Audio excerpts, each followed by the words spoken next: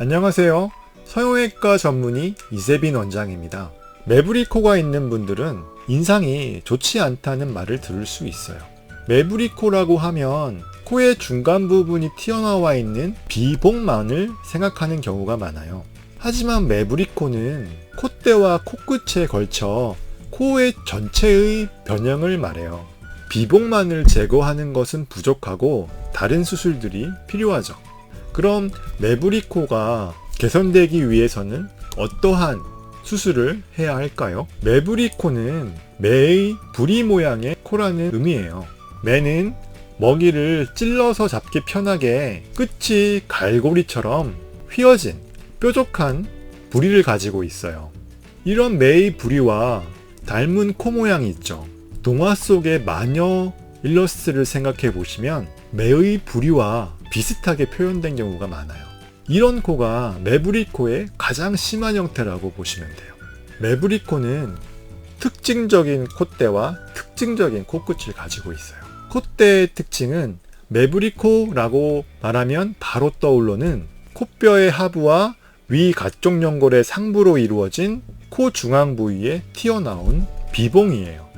코의 가장 높은 부위는 코끝이 되어야 되는데 비봉이 코의 가장 높은 부위처럼 보이게 하죠.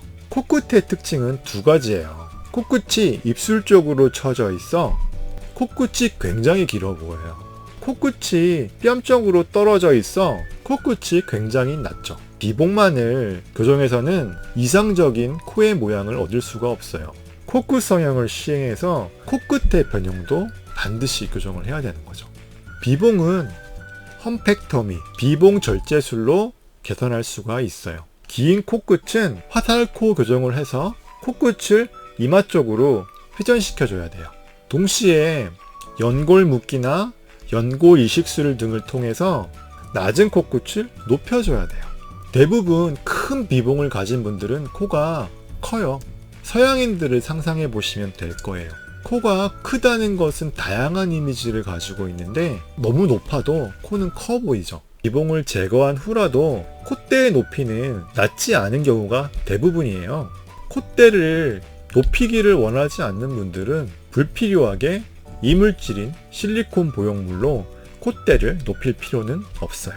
흔히 알고 계신 것처럼 매부리 코는 비봉만을 의미하지는 않아요.